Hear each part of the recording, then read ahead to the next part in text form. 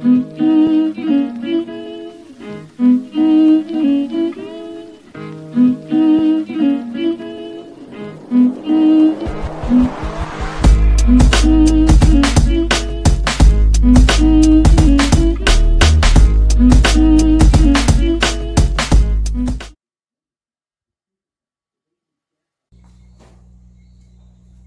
is Damien Hinkson, Beers Village Aquaponics Association, and we're talking climate smart agriculture.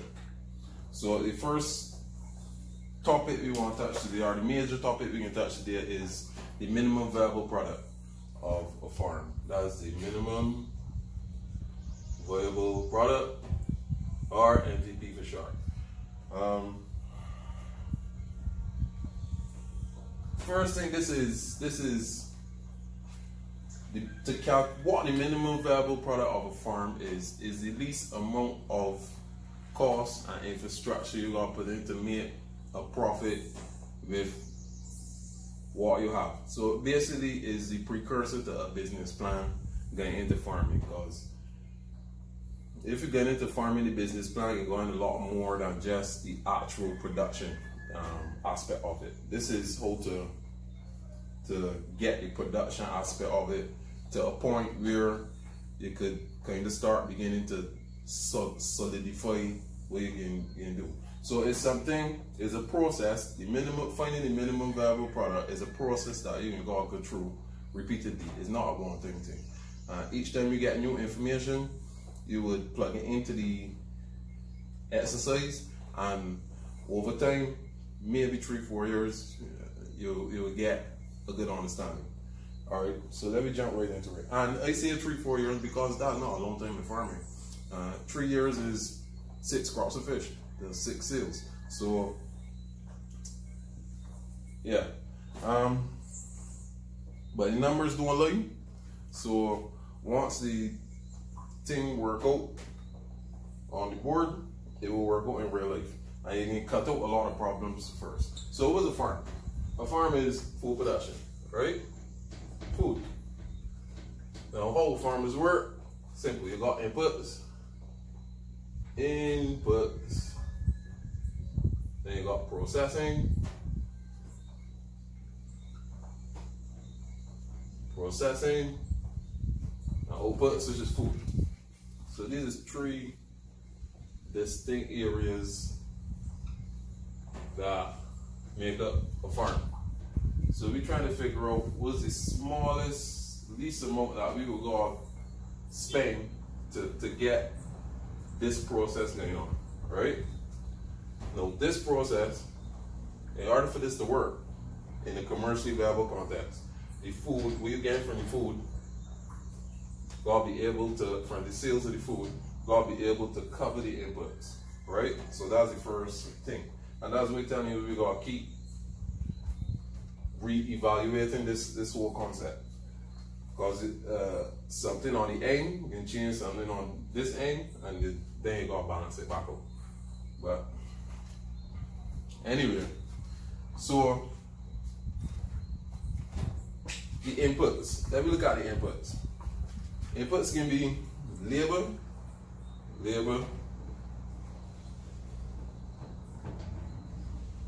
and loans. Then it can be energy,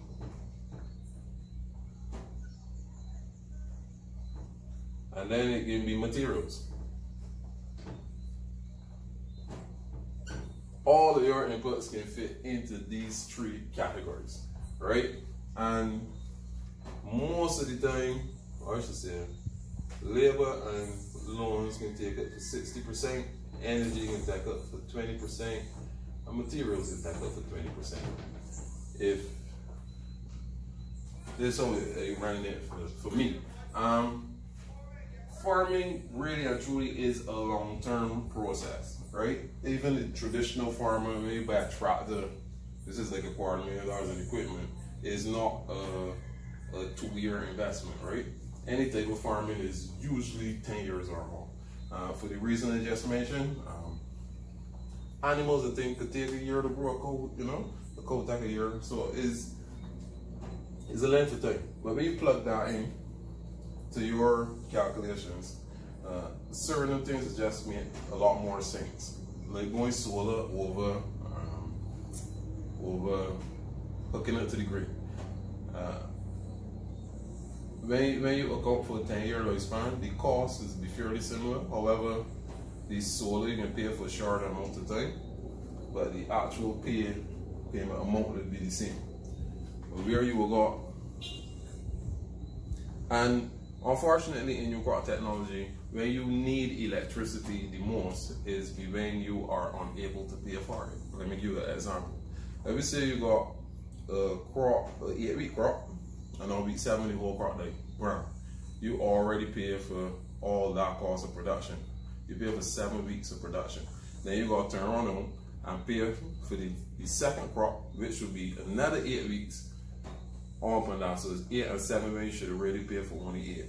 And you get 2 or 3 events like that, crop spoilage close to the end of sales, which is usually when it's come. 3 or 4 of them, and you will be able to meet your energy costs. So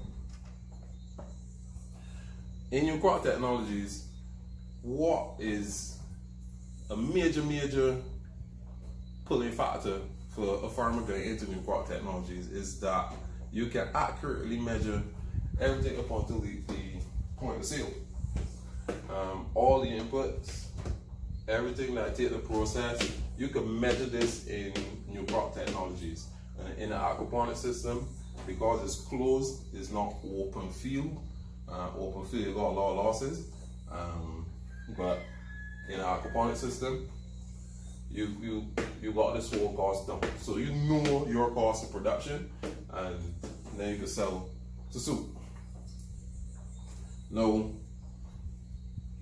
the other thing with new crop technologies is it's new and it's technology. So the type of labor is a high quality type of labor. It's not the average field worker that you can have operating an aquaponics system.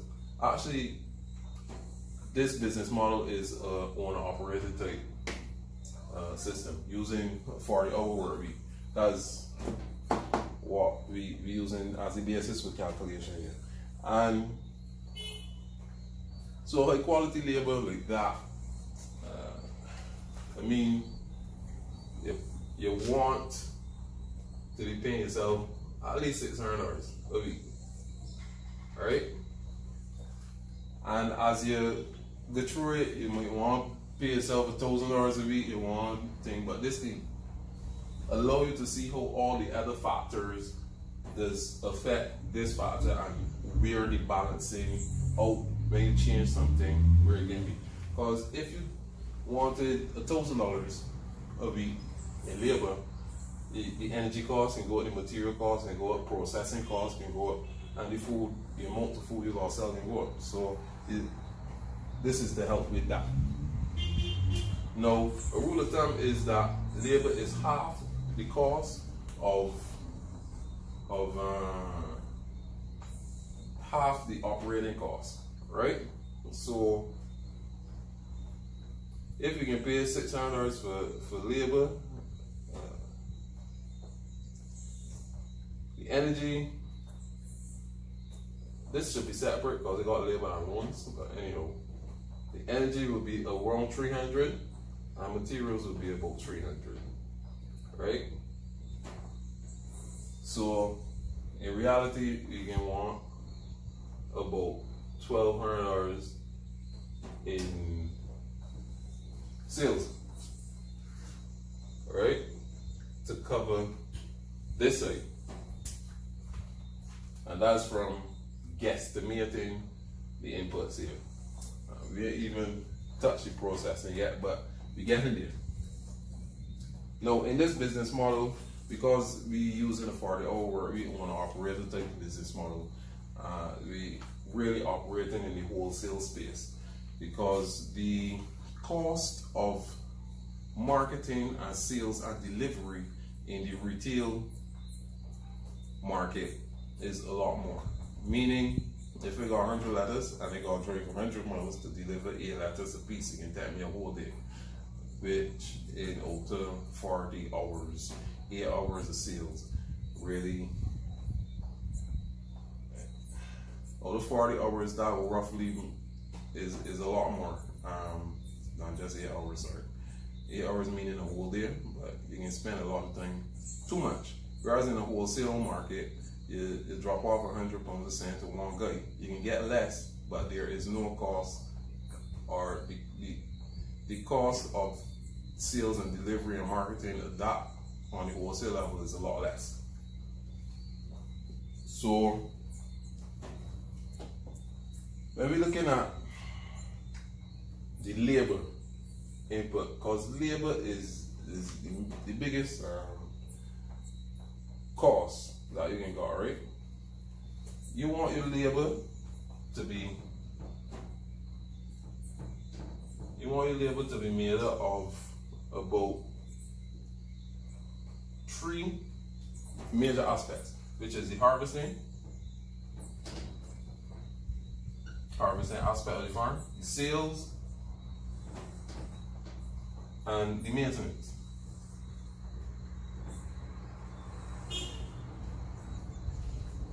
And really and truly, you want harvesting to be about 80%. Harvest related activities about 80%. You want sales to be about 10%. You want maintenance to be about 10%. And straight off the bat, this game, like you pointed out, it was the same. If you are in a 40-hour work week, right? 10% of 40 hours is 4 hours. That is like 45 minutes a day. My math's bad, but let me say an hour just to even it out. That's an hour a day in marketing. Selling 100 letters to 100 people in an hour is not easy in comparison to selling 100 letters to one person an hour. And delivery is a lot more efficient. Now you'll notice this is how labor of a new crop technology type farm is set up. Right, harvesting is like 80%. All the non-harvesting related things going into maintenance. Whereas in a commercial farm, harvesting related activities is be less than 40%. Don't forget, because you gotta do a lot of irrigation, moving irrigation, you gotta do a lot of weeding, you gotta do a lot of fertilizing, you gotta do a lot of pest reduction and all these kind of things. So in the modern farm, all these things will be automated. Whereas in a traditional farm, you gotta do them manually. So where you're doing 40% traditionally, I'm doing 80% of my time is harvest related activities. So you're actually getting twice the sales you off the bat, due to the fact that my aquaponics system is automating a lot of the manual labor that you as a traditional farmer would be doing. So once we get that idea done, you know that 80% of the 40 hours is dedicated to the actual work, and 90%, sorry, of 40 hours is dedicated to the actual working of the farm.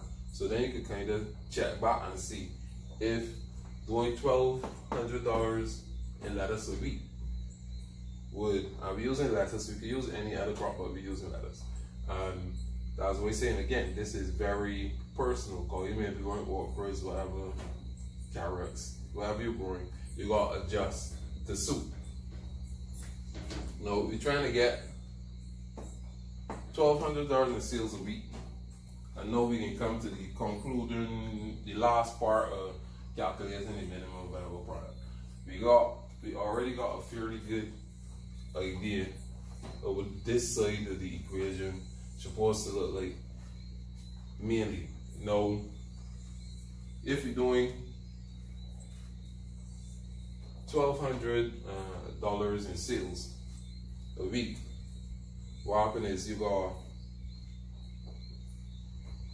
the back end production of that week is where you got account for, and then you would know what the minimum viable product is. So in a, let me say a 6-week crop, like this, or let me say 8-week crop. Right? We'll be down to 1, 2, 3, 4, 5, 6, 7, 8 weeks. And at the end, this 8 week, at the end, supposed to give me $1,200 in sales.